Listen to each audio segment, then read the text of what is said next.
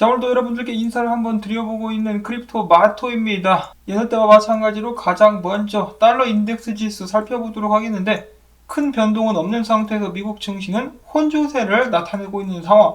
비트코인 같은 경우는 어제 잠시 힘을 내면서 44,000달러를 향해 문전쇄도를 했었으나 지금 다시 떨어지면서 42,850달러에서 엉거주춤한 모습을 보여주고 있습니다. 자, 좋지 않죠? 지금 이 자리에서 바닥을 다지고 계속해서 올라가야지. 만약에 미끄러진다 그러면은 더 낮은 고점과 저점을 형성하게 되면서 지속적인 하락세가 이어질 수밖에 없겠습니다. 비트코인 좀 힘을 내줄 수 있기를 바라보면서 오늘 소식 보도록 하겠는데, 자, 첫 번째로 이더리움 관련된 소식. 이더리움의 최근 약세도 불구하고 거래소 내에서 이더리움을 들고 있는 물량 같은 경우는 지속적으로 줄어들고 있다고 합니다. 한마디로 투자자들이 이더리움을 빼가지고 바깥으로 옮기고 있다는 것이겠죠. 보유량이 어느 정도로 줄었느냐? 1년 새에 3분의 1 정도로 감소를 했다라고 하고요. 이에 따른 이더리움 거래소로부터의 유출량은 1년 동안 800% 상승한 상황이라고 합니다. 자, 그리고 지금 현재 이더리움 전체 공급량 중에 20%만 거래소에 머물러 있는 상황이라고 하는데요. 자, 그럼에도 불구하고 가격 같은 경우는 왜 계속해서 약세를 보이고 있는 것일까? 답답한 마음이 듭니다. 데이터 같은 경우는 긍정적인데 바로 이 가격이 따라오지 못하고 있는 상황. 그럼에도 불구하고 현재 데이터를 크립토 벌브라는 유명 분석가는 다음과 같이 분석을 하고 있었는데요. 자, 거래소들의 이더리움 보유량이 34개월 만에 최저치를 기록을 하고 있다. 나는 이러한 데이터들을 봤을 때 이더리움의 가격이 15,000달러에서 25,000달러까지 가게 될 것이라고 생각한다라고 이야기를 했습니다. 자, 과연 그의 분석은 맞을 수 있을 것인가? 이더리움이 언젠가는 15,000달러에서 25,000달러까지 오를 수 있을 것인가? 이더리움의 기대는 나날이 높아져만 가고 있는 상황. 자, 이런 상황에서 포브스는 이야기합니다. 만약에 사람들이 예측한 대로 이더리움 가격이 계속 오른다, 그러면 비트코인도 당연히 10만 달러 간드아라고 이야기를 한 것인데요. 과거에도 특정 알트코인이 전체 암호화폐 시장을 견인했었던 적이 여러 번 있었습니다. 자, 다시 이더리움 전체 암호화폐 시장의 영웅이 될 수 있을 것인가? 참고로 포브스 같은 경우도 SEC가 다음 달쯤 해가지고 비트코인 ETF 하나 정도 승인할 수 있지 않을까라고 하면서 기대를 하며 지켜보고 있다라고 하네요. 다음으로 최근에 큰 상승폭을 거뒀었던 팬텀, 타지키스탄의 CBDC 국가발행 디지털 화폐 협력사로 선정되었다라고 합니다. 이어서 마찬가지로 최근 강세를 보여주고 있는 코티 같은 경우는 조만간에 칼다노 블록체인 기반의 스테이블 코인을 출시하게 될 것이라고 하는데요. 자, 재밌죠? 코티가 에이다의 스테이블 코인을 출시를 한다 라고 이야기를 하면서 이 칼다노 기반의 스테이블 코인의 이름은 DZ이 될 것이라고 하며, 이 DZ 같은 경우는 칼다노 네트워크 상에서 거래 비용을 지불하는데 사용하게 될 것이라고 합니다. 연이어서 좋은 소식과 함께 강세를 보여주고 있는 꽃돼지가 생각나는 꽃띠.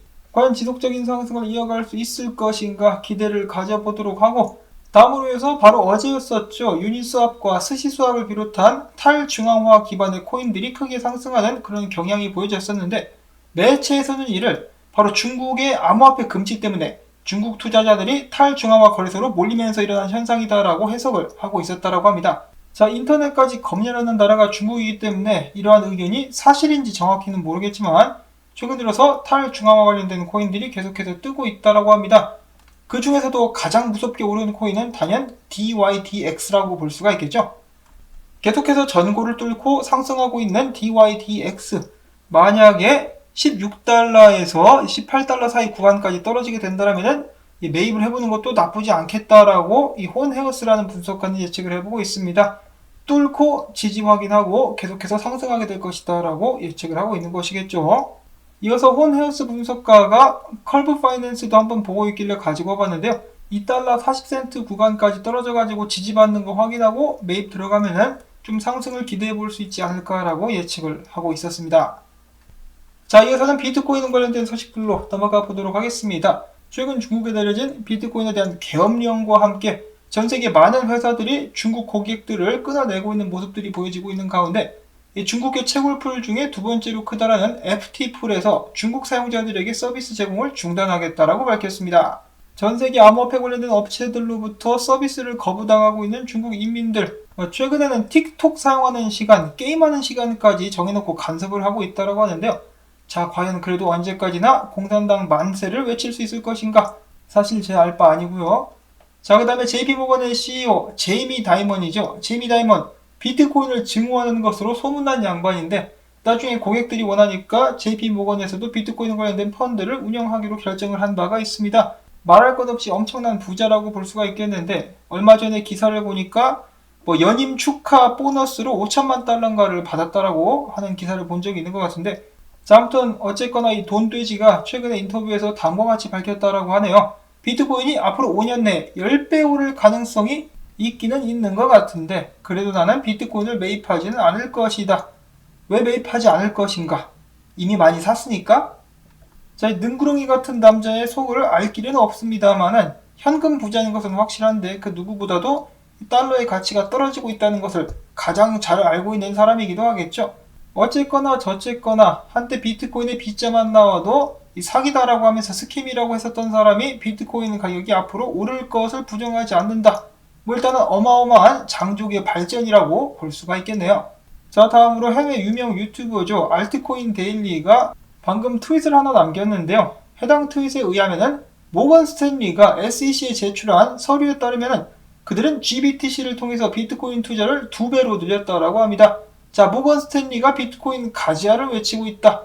2배로 투자를 늘렸다라는 좋은 소식이 나왔고, 이어서 이더리움과 마찬가지로 거래소들 내에서의 비트코인 보유량도 쫙쫙 빠지고 있다라고 합니다. 무려 3년 6개월 기준 가장 낮은 수치를 기록하고 있다라고 하는데요. 자, 이렇게 비트코인의 수요가 높은데 가격은 왜 지지부진한 것인가? 과연 데이터가 잘못된 것인가? 가격이 잘못된 것인가? 조만간에 판가름이 나게 되지 않을까 싶습니다. 자, 그 다음에 코인데스크 분석에 의하면 비트코인 4시간 봉을 봤을 때 42,000달러에서 지지세가 지지 구간이 형성되어 있고 다음 단계의 주요 저항은 46,000에서 48,000달러라고 했는데 44,000이 먼저라고요. 44,000을 뚫어야 가지 이 양반들아. 지금 강력한 저항인 44,000달러 위에서 안착하는데 실패하고 있는 비트코인, 일단 44,000 뚫고 46,000과 48,000에 도전해볼 수 있기를 바라봐야 될 것 같고요. 다음으로 이어서는 크립토 비트코인 크리스의 분석인데요. 아직까지도 상황이 그닥 좋아 보이지 않기 때문에 나는 주로 현금을 들고 있다라고 이야기를 했는데 그 이유는 바로 다음과 같습니다. 자, 비트코인이 일단 쌍바닥을 찍으면서 반등을 했는데 문제는 이 반등세가 너무 약해 이전 고점을 뚫지를 못하고 있습니다. 지금 이 44,000달러대를 뚫고 이전 고점보다 더 높은 가격 46,000달러대까지는 올라가줘야 더 높은 고점을 형성하면서 상승세를 이어갈 수가 있을 텐데 만약에 지금부터 꼬꾸라진다 그러면 이전 저점을 갱신하고 아래로 갈 수도 있기 때문에 일단은 주의하고 있는 상황이라고 합니다. 그러면서 그는 덧붙이기를 지금 현재 불장이 2013년도 때 불장이 그것과 같다라고 많은 사람들이 이야기하고 있는데요. 그때처럼 이렇게 강력하게 개미들을 후릴 수가 있기 때문에 언제나 현금을 보유하고 있는 것이 현명하다라는 조언을 남기기도 했었습니다. 자, 과연 지금은 비트코인이 개미 털기를 하고 있는 과정인가 아니면 불장은 정말 그 마지막 불꽃이 사그라들고 있는 것일까? 여전히 하락세에 머물고 있는 비트코인을 전 세계 여러 사람들이 주목해서 보고 있습니다. 그 다음으로 해서 마지막으로 몇 가지 트윗 및 데이터를 준비해 봤는데요.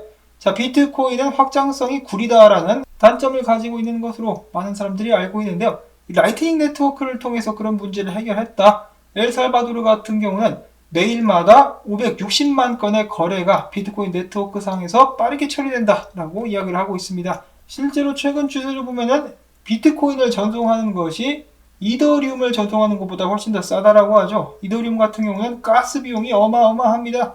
그런 의미에서 라이트닝 네트워크를 통한 비트코인을 마치 현금처럼 사용할 수 있는 그런 시기는 계속해서 다가오고 있는 것이 아닌가라는 생각을 해보고 그와 동시에 이더리움 역시 분발해가지고 2.0을 꼭 올해 말까지 출시할 수 있기를 바라봅니다.